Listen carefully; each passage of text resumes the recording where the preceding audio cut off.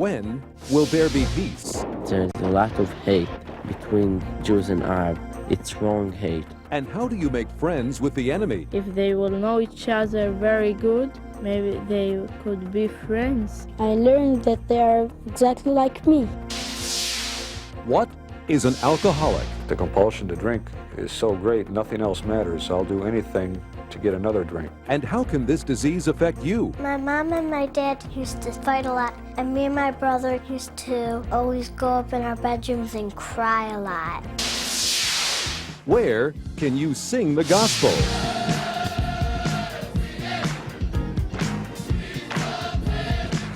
And how does this music stir the soul? Gospel singing is more than fun. It's the gospel.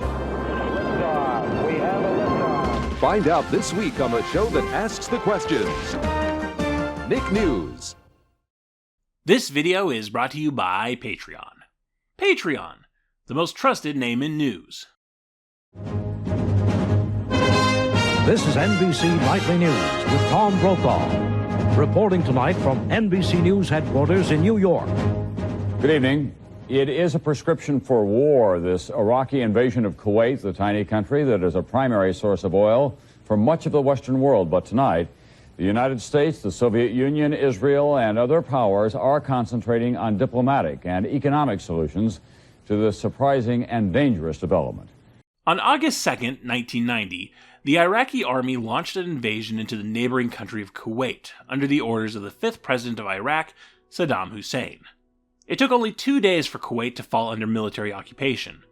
The reasons for the invasion are disputed, though the most often given motivation was Iraq's financial debt to Kuwait following Iraq's war with Iran, a debt that Kuwait refused to forgive. The United Nations Security Council, led by the United States, would give Hussein a deadline to withdraw unconditionally by January 15, 1991.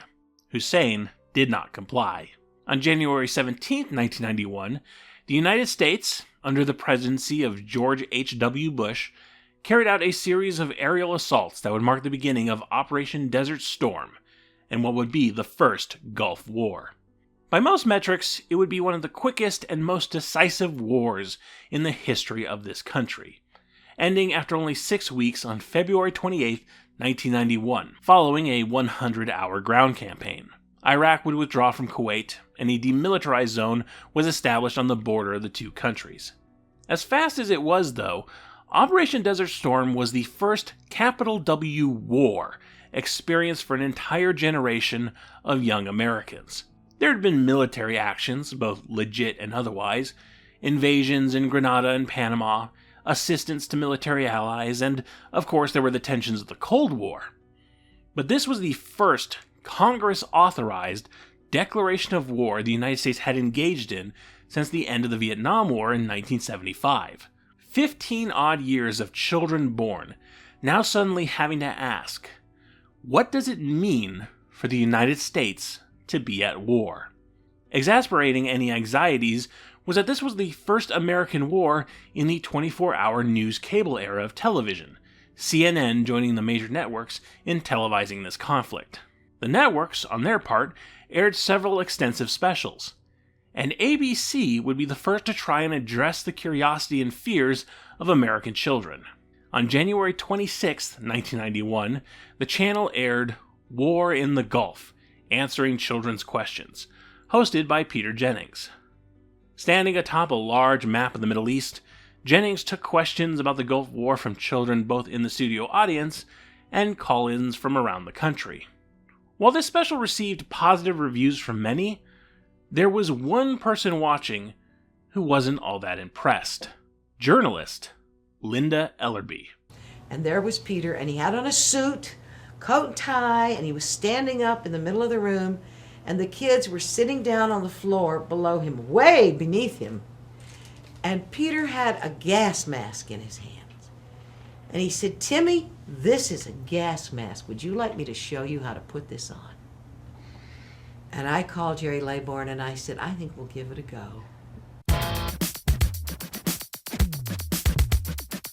By this point, Ellerbee already had a long and storied career as a television reporter and news anchor. A Texas native, she didn't have aspirations to get into journalism. Going into 1972, she was a college dropout, a single mother of two, and had just gotten a job writing copy for the Associated Press. A job she would lose in epic fashion. While off the clock, she had used one of the company word processors to write a personal letter to a friend. A letter that was unkind to the press, the Dallas City Council, the Vietnam War, and a guy she was dating. She printed the letter, and that would have been that, except those 70s word processor machines stored projects in memory for a while. The next day, Ellerbee's letter got sent down the Associated Press wire to 4 different states. It goes without saying that she was fired, but the incident made her a small-time legend, and within months, Ellerbee found herself the news reporter for the Houston CBS affiliate, which turned into a job at New York City's CBS affiliate, and by 1975, she was the Washington, D.C. correspondent for NBC News. If only all of our embarrassing mistakes were this fruitful. Ellerbee is one of the brightest and most promising reporters in the new generation of broadcast journalists. We expect her to provide NBC News with a new insight into our coverage, not only of the Capitol, but of situations and events elsewhere that reflect what happens here. Good evening. 4 Arabs and West Germans blackmailed their hijacked Lufthansa 737 out of Dubai and into South Yemen. The 87 hostages are reported to be alive. West Germany still refuses to surrender 11 political prisoners the hijackers want freed. Cuban leader Fidel Castro got mixed reviews in Jamaica today. The leftist prime minister gave Castro a hero's medal. The opposition party called the Cubans' visit an insult. President Carter's church service was interrupted in Washington. 5 people protesting the neutron bomb were arrested on the church steps. And in Los Angeles, it was Dodgers 10, Yankees 4, and at least one more game to go in the World Series. I'm Linda Ellerbee. More news later on this NBC station. Ellerbee's lack of experience and formal training in journalism could be argued to have been an asset, not a detriment. A wry, witty woman coming out of the era of civil rights, second-wave feminism, and the baby boomer counterculture, she was the kind of reporter who showed up at the White House press hearings in a blazer and jeans and sneakers instead of a pantsuit. Someone who brought a fresh eye to things compared to older reporters. This was also a time following the success of 60 Minutes, CBS's news magazine show known for being reporter-centered. The other networks were interested in making their own competitive programming, and Linda Ellerbee proved to be the right kind of on-air personality for that kind of show. The problem was that 60 Minutes took a few years to become popular, and NBC wanted immediate success. So Ellerbee ran through a lot of jobs in quick succession. First, there was Weekend, which Ellerbee joined as co-anchor with Lloyd Dobbins in 1978. When we mean we got a real bargain, we say, I got it for a song. We don't really mean that songs are cheap. There are people who make lots of money writing songs, and more people who would like to. Ever read one of those ads in the back of the magazine that begins, you may be a songwriter, send us $5 and your poem? You can spend a lot more than $5 before you're through. Songwriting is a bingo game. Anyone can play, and almost everyone can lose. Fun fact, this was the show the comedy news segment Weekend Update was poking fun at on Saturday Night Live. It was on Weekend, with its emphasis on human interest stories, that Linda Ellerbee really developed her on-camera persona, including the catchphrase that would follow her through the rest of her career. And so it goes. For me, Weekend was a classroom. The program, never to be confused with 60 Minutes, had a reputation for lighter or softer stories. Yet, said producer Reuven Frank, when done right, those stories were heavier or harder because they spoke to human behavior but made their points by implication rather than direct statement. They let the viewer think, decide. What an unusual idea, I remember thinking. Weekend was canceled in 1979.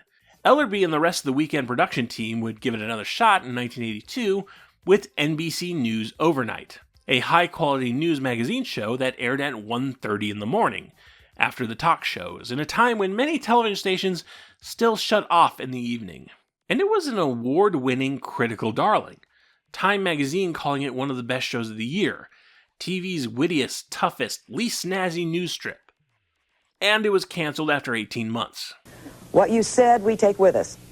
I think it's not as important that NBC took this program off the air as it is that NBC put this program on the air.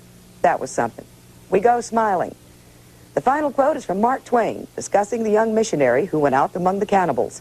Said Twain, They listened with the greatest of interest to everything he had to say, and then they ate him. This is the 367th edition of Overnight. There are no more. And so it goes. I mean, of course it was. It was a news show at 1:30 in the morning on weekdays. Who was watching at that hour? Who was advertising at that hour? The Nielsen rating system stopped at 11 o'clock each night. The flip side of that was that they could make the show what they wanted with nearly no oversight. As Ellerbee put it, the inmates were running the asylum. To fill the episodes, the NBC News overnight team would reach out to other television journalism sources, foreign sources, local news, and offer them spaces to tell the stories that their bosses wouldn't let them run fully, or at all. Ellerbee was proud of that, and those who did catch NBC News overnight seemed to remember it fondly. After that, Ellerbee did some reporting on the Today Show and Good Morning America. Her next hosting job came in 1986 with Our World on ABC, a historical documentary series that took a look at different points in America's 20th century through archival footage and interviews, from the Great Depression to disco. It is the autumn of 1975. We are post-Vietnam, post-Watergate, post-Woodstock, and as a nation we seem to be involved in a kind of inner struggle to find ourselves. Some symptoms of the struggle are political and racial violence and financial disaster. Some symptoms are raw humor, fantasy fears, and discos.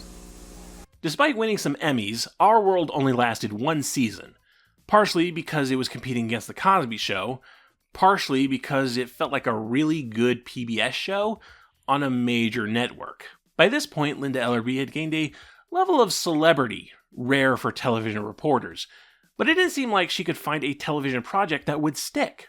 So going into the back half of the 1980s, Ellerbee stepped away from television reporting and started working on other projects. She wrote a couple of memoirs, she started a weekly newspaper column, she made guest appearances as herself on Murphy Brown and Robert Altman's Tanner 88, and she did some commercials for Maxwell Coffee that caused a bit of controversy for emulating a television news report. People keep saying Maxwell House is better. You taste it. You decide. In 1987, Linda Ellerbee and her husband, Rolf Tessum, founded Lucky Duck Productions, aiming to create non-fiction television programming for channels outside of the three big networks, now that Fox was on the rise and cable television was big business. We have felt for years that there's a gap because of the way television develops. You have news divisions, sports divisions, and entertainment divisions, but there are things that don't fall into any of those categories. That's the area we're addressing, and we're sort of hoping to pull the market along with us. It was slow going at first. The biggest project Lucky Duck Productions produced prior to 1991 was an episode of Smithsonian World on PBS. Then the Gulf War started, and 3 days later, Nickelodeon called Linda Ellerbee. Channel president Jerry Laybourne was interested in doing a current event special on the war, dealing with childhood anxieties in the face of it, and if it worked, perhaps it could lead into a news program for a younger audience. The nearest thing to a children's news program had been Kids World, a franchise television venture where local stations would use child anchors and reporters to lead into human interest stories. Nickelodeon had actually licensed a syndicated version of Kids World, but it wasn't a serious acquisition. It was mostly filler for their fledgling cable in the classroom hours, and it wasn't going to scratch that itch. Kids World was a fun project for individual communities, but it wasn't about presenting the big news stories of the day on a kid's level. Linda Ellerbee didn't commit right away, and then she watched Peter Jennings' special. Two things were wrong there. One, you're not going to calm Timmy's fears by showing him how to put on a gas mask. And two, why are you way up there and they're down there? On Thursday, January 31st, 1991, Nickelodeon aired Nickelodeon's Special Edition, Kids Talk About the Middle East, a commercial-free half-hour special hosted by Ellerbee with a group of children from the 4th, 5th, and 6th grades from various New York City elementary schools. It pains me to say this, but at the time of this recording, what is effectively the first episode of Nick News is lost media. With Operation Desert Storm only a month away from ending, it was simply too wedded to a specific moment for repeat viewings, only rerunning a few more times the following weekend. We do know, however, that it was deliberately the antithesis of the Jennings special. So we opened our show, and we're sitting on the floor, sitting on a sofa, sort of all crowded around on this. And I had a beach ball that was a globe of the world. And I started up by saying, "This is Baghdad." And I asked one of the kids to spin it till we found the U.S. And I said, "This is, the U.S." Now here's the deal. Saddam Hussein does not have a bomb that can reach from there to here. And he doesn't have an airplane that can reach from there to here without stopping to refuel. And every country in between has said that they will not allow his planes to stop to refuel. Therefore, you can go to sleep tonight knowing you're safe. Now, let's talk about this war and what's going on. And that was the beginning of Nick News. With this proof of concept under their belt, Nickelodeon and Lucky Duck Productions worked out a contract. 3 more specials, and if those specials were successful, a weekly series. First, on September 22nd, 1991, we had The Day the Earth Threw Up, a half-hour special on pollution and what we can do to help the environment, which was a bit of a test run for the kind of things Nickelodeon would do during The Big Help a few years later. A lot of the special's focus involved empowering younger people and giving them a voice. One of the segments featured teens arranging protests towards the wasteful amount of styrofoam McDonald's was using at the time. Protests that seemed to work. McDonald's is using polystyrene. Hi, my name is Tanya Vogt, and I'm also from West Milford High School. The first time I went with Tanya Vogt to the McDonald's, I met the manager. Communicated to us that McDonald's was doing research and that we're trying to make these styrofoams so they weren't so much styrofoam. The bottom line was it was still styrofoam. Another segment featured gasoline brand Arco announcing a new, less polluting gasoline and then refusing to sell it because it would be expensive and competitors could undercut them. Ellerbee opens up discussion to a group of children. Would you be willing to spend more on things that would help the environment? And just how much is too much? I guess that's what we're talking about here. Everybody says, I want to save the environment. But then when you get down to it, of what it costs, what you have to give up, then you come down to real hard questions like, what are you willing to give up to save the planet? I would buy the gas if I could. I think overall, basically, that most people won't buy the Arco gasoline because it's higher priced. I mean, I'd like to think that most people would buy the Arco gasoline, but most people don't have the heart like that to do that. It's all very agreeable. The only part of these early specials that don't really work was a tendency towards some very cheesy, poorly composed musical numbers. It always felt like the grown-ups trying to be hip with the kids. There's only one of you, but you can do a lot. Let's save the only earth we've got. November 6th, 1991 saw It's Only Television, a special about understanding how television, even the news, can manipulate things to sell a narrative. It's no longer enough to teach kids how to read or write.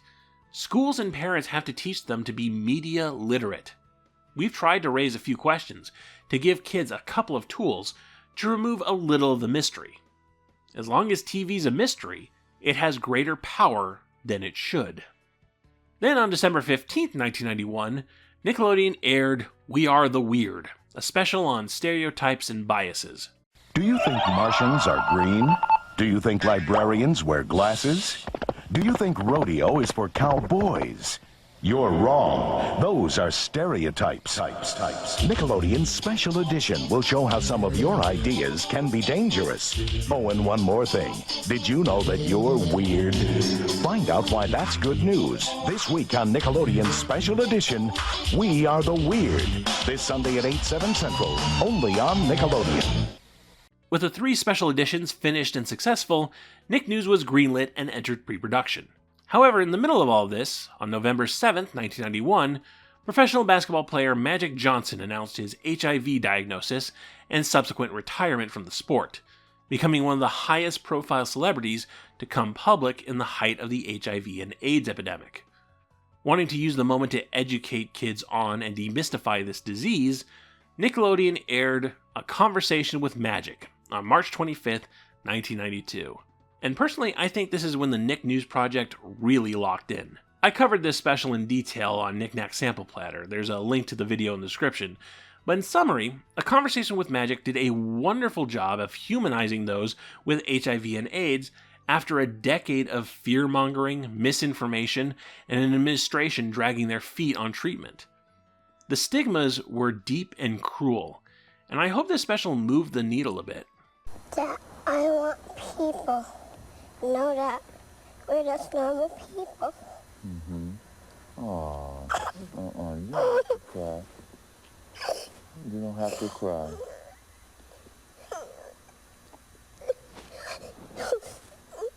Because we are normal people, okay? We are. A Conversation with Magic was filmed days after Linda Ellerbee had received a double mastectomy following a breast cancer diagnosis a few years prior. She would continue chemotherapy in the early days of the show and would soon be cancer-free, but that is a hell of a way to begin what would be the longest-lasting project of her career. A month later, on April 18th, 1992, Nick News would premiere on Nickelodeon as a weekly series, airing initially on Saturdays but quickly switching over to its more familiar time slot on Sundays at 8 p.m., between Looney Tunes and the switch over to Nick at Night. Actually, to be more accurate, the show was Nick News W5, the W5 representing the 5 W's of journalism: who, what, when, where, and why. Tonight, tune in to Nick News W5 and tune into your world.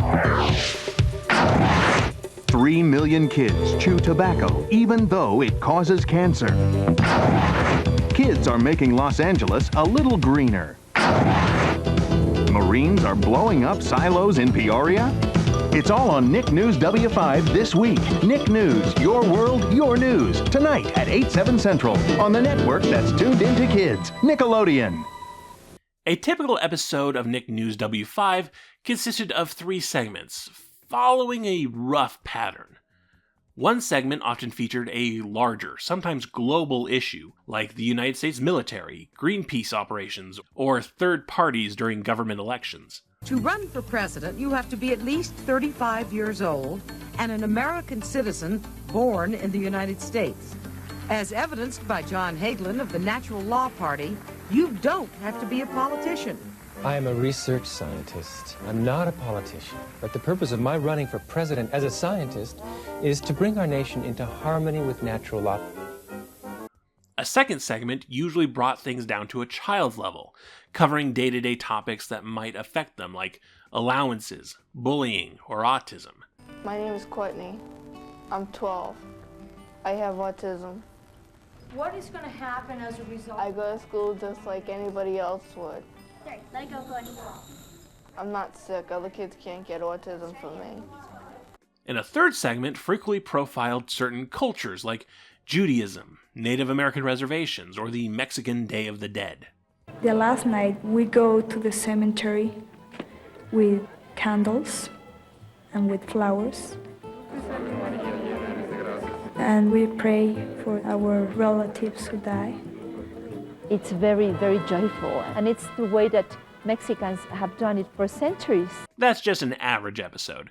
This format wasn't strict, and as the show went on, more entertainment-based segments were added to maintain interest, with celebrity guests like Robin Williams and Rosie O'Donnell, and profiles on popular musical acts like Sarah McLachlan or Third Eye Blind. It's having a party, Brad, and we want to do what we want to do without any hassles from the man.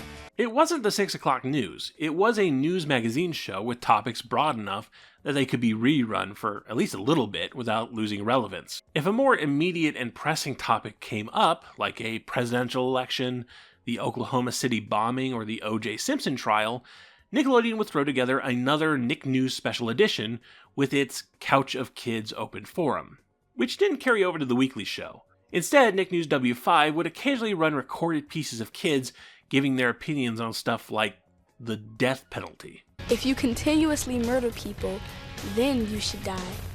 But in other cases, you shouldn't. I don't believe in the death penalty because it's wrong to kill someone off even if they had already killed someone, especially when you're using like maybe a big needle to kill someone.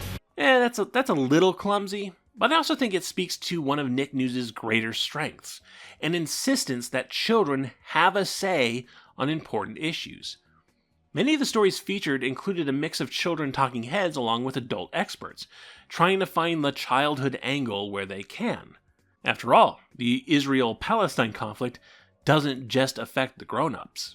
My name is Lena, and I'm a Palestinian. I live here in Rafah. The people here is Muslims and Palestinians too.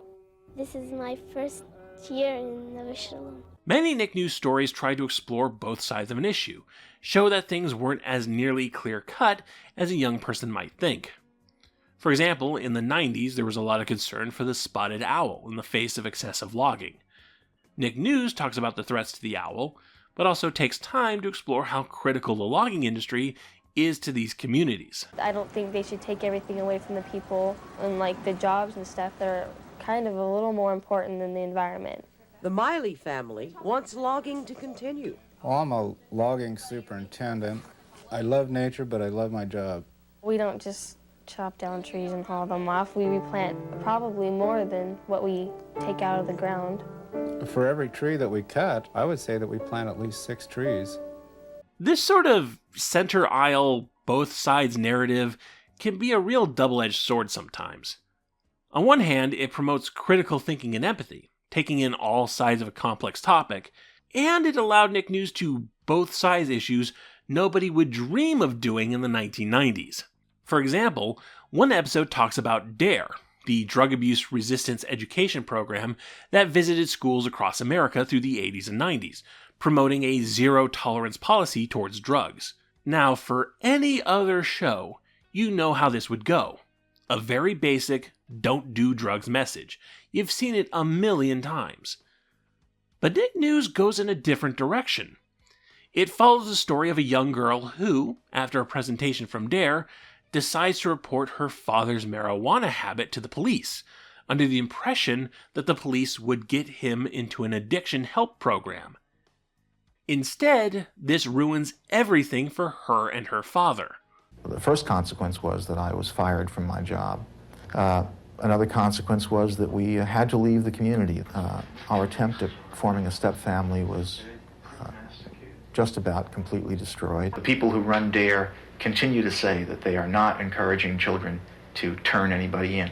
But there were posters on the wall in her classroom with telephone numbers where you could dial to turn in anybody that you suspected is using drugs. The police are not here to help you. What a rare sentiment to see on television at all, let alone a children's show in the 90s.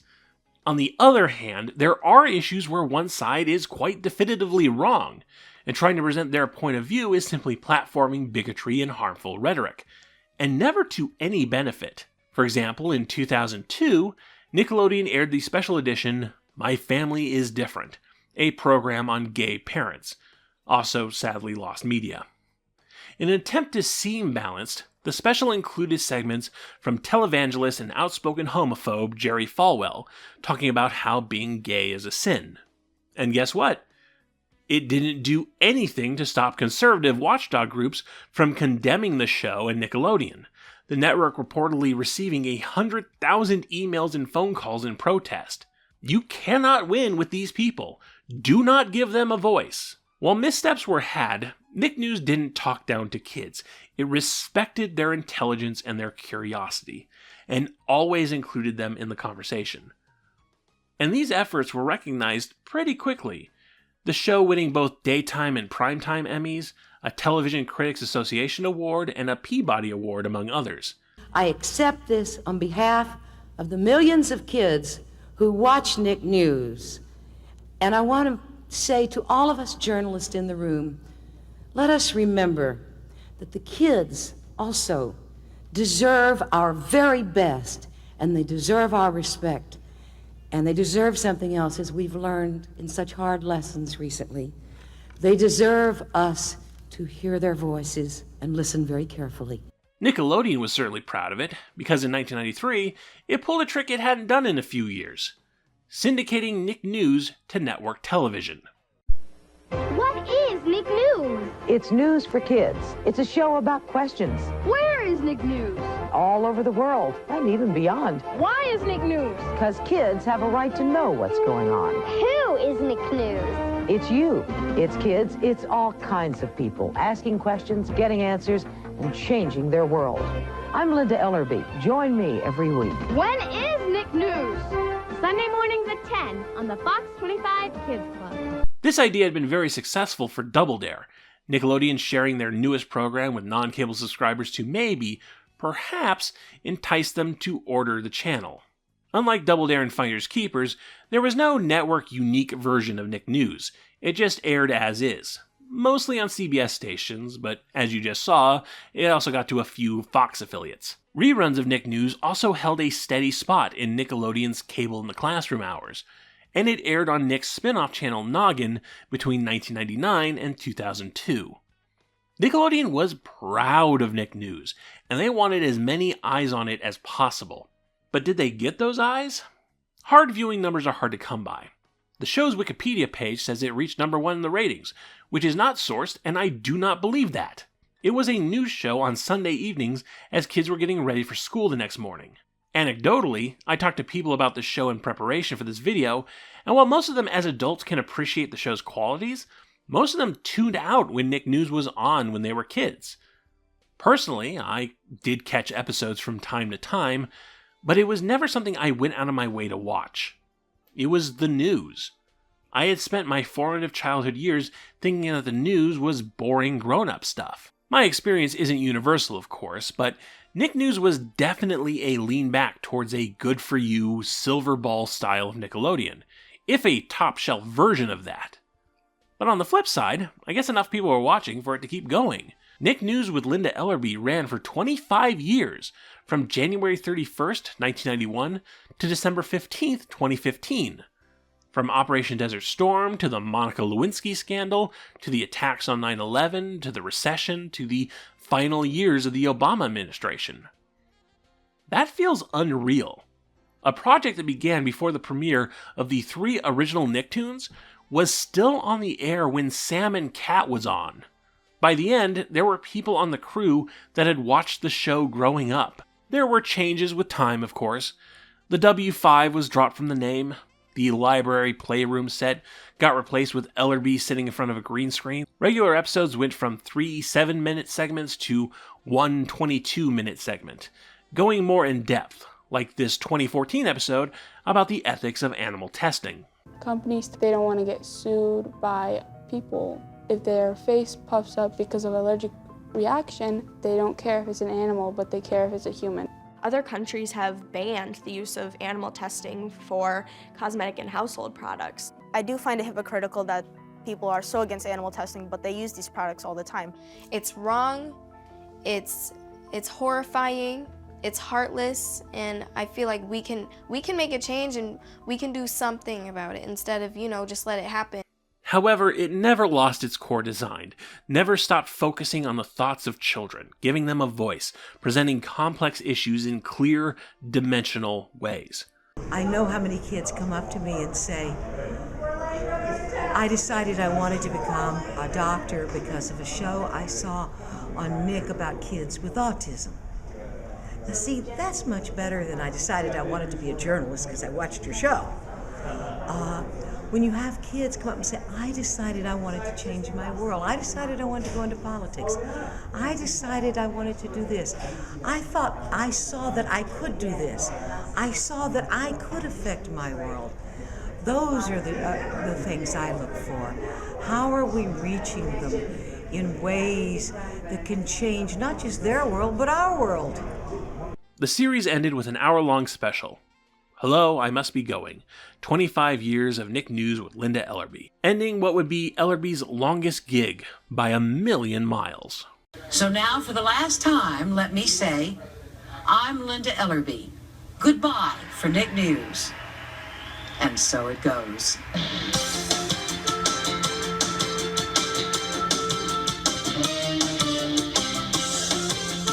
Now 80 years old, Ellerbee will pop up every once in a while on talk radio, but is otherwise retired, and I hope she's enjoying her time. She's definitely deserved it. Ellerbee put so much thought and care into Nick News, gave focus on many issues that young people might never have considered, humanized those that were often in the margins, and never once condescended. Unfortunately, a lot of Nick News is unpreserved. 4 of the special editions were released on VHS: A Conversation with Magic, Stranger Danger, Clearing the Air, and When Bad Things Happen. And a 5th special, Under the Influence, Kids of Alcoholics, was published on DVD in 2012. The rest has relied on home recordings, and with the show's minimal reruns, many episodes and special editions are lost. Those that have been found haven't been well collected either. I know of at least 6 episodes that were on YouTube at one point, but aren't anymore, and I don't know how to track them down. That's the trick with the news. It becomes old news quite fast, and we don't realize the importance of all of this documentation until it's far too late. Still, there's a lot of episodes on YouTube if you want to check it out. However, this isn't the end of the Nick News story, because on January 29th, 2020, Nickelodeon brought it back. This time without Linda Ellerbee or Lucky Duck Productions. Hey, I'm Jamie Yuccas, and this is Nick News, the show that informs you, guides you, and hopefully inspires you to take action. I have criticisms, which I'll get into, but this new iteration of Nick News was a genuine effort to modernize the concept. We're back to 3-segment episodes covering a range of topics, from global politics to personal interest stories, and again focused on a child's perspective. One episode will have a segment on the education of young women in Afghanistan, then a profile on the Steppers Parade drummers, then a piece on child actors on Broadway. These young actors will have already put in a full day's work, both on stage and off. Long days may seem hard and stressful, but kids who perform on Broadway are, by nature, very driven. That could be the summary of a Nick News W5 episode from 1995. They were clearly in step with what came before. While they were no longer called special editions, the series still had specials focusing on larger topics like immigration and global warming, and pressing current news. The very first one was Nick News Presents Kids, Race, and Unity, hosted by Alicia Keys, made in response to the Black Lives Matter protests following the murder of George Floyd. I understand that you also have experienced racism. Yeah, so I was on this app, and you're supposed to be able to talk to kids your age, find out where they're from. And I was on like a one call, and they just yelled the N-word on me and hang up. At first, I was kind of confused. I wasn't really shocked that it happened. I guess everything that happens is kind of desensitizing. The regular host for Nick News 2.0 was Jamie Yuccas, a CBS News correspondent, though compared to Ellerbee, she's mostly just a face for the camera. Ellerbee wrote a lot of Nick News herself, while Nick News 2.0 is more corporate run. Segments now have featured reporters, which are always a mix of young Nickelodeon stars and various CBS News personalities, CBS and Nickelodeon now being owned by the same company. While it doesn't get too much in the way of the stories, it is a distracting bit of brand synergy, especially from the child actors who are not trained for this and come off feeling a little disingenuous sometimes. After a little training in the flight simulator, it was time for my first mission. Gabby, are you ready for your big flight? My big flight? What do you mean? Like, I'm not going up in a rocket, No, right? no. Okay. You're going on an orientation ride though, right? Right, yes. But it's not like the original Nick News was devoid of celebrity pandering. The show is also full of these paper-tearing transitions and loud sound effects that I don't care for. Attempts to maintain attention with flashy colors and noises so that kids are still watching when the next commercial break rolls around. The original Nick News wasn't nearly this flashy. But I do think its heart was in the right place. It was trying to be a proper Nick News for a Gen Alpha audience. The show's executive producer was Laguerre-Wilkinson, who also served as Nickelodeon's Vice President of News Programming, a department that exists pretty much just to run Nick News. She had previously served 15 years as a producer on CBS's 60 Minutes, so she was very qualified at running news magazine shows. Magali is a gifted journalist and producer with a long-proven ability to communicate the news of the day with compassion, empathy, and precision. Kids are well aware of the issues that affect their families and the world, and the talent and experience Magali brings will serve as the foundation for how we aid or spark important conversations for our audience. There was also the Nick News social media accounts on Instagram and TikTok, which had less to do with current events and were more about young social media influencers telling you fun facts about the world. Weird facts about US presidents because some of them were really weird. Teddy Roosevelt had a lot of odd pets, including a bear, a badger, a hyena, a lizard, and a snake, named Emily Spinach. This is fine. It has very little to do with Nick News itself, but it's inoffensive internet fluff. While no public announcement of cancellation was ever made, at least not that I could find, the new Nick News does appear to be over.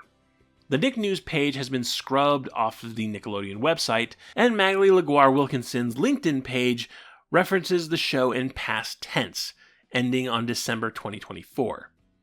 The final episode of Nick News 2.0 aired on Nickelodeon on March 20th, 2024, while the final Nick News social media post was made on August 16th, 2024. Again, no statements have been made, but if I may be allowed to speculate for a bit, it's very possible that this is a channel trying to minimize uproar in the face of the incoming second Trump administration.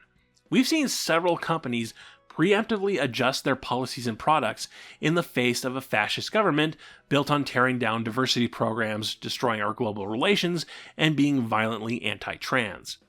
For example, Disney has already removed multiple characters and subplots relating to trans people in their shows and movies, because these companies will only stand by what's right if they see it as profitable.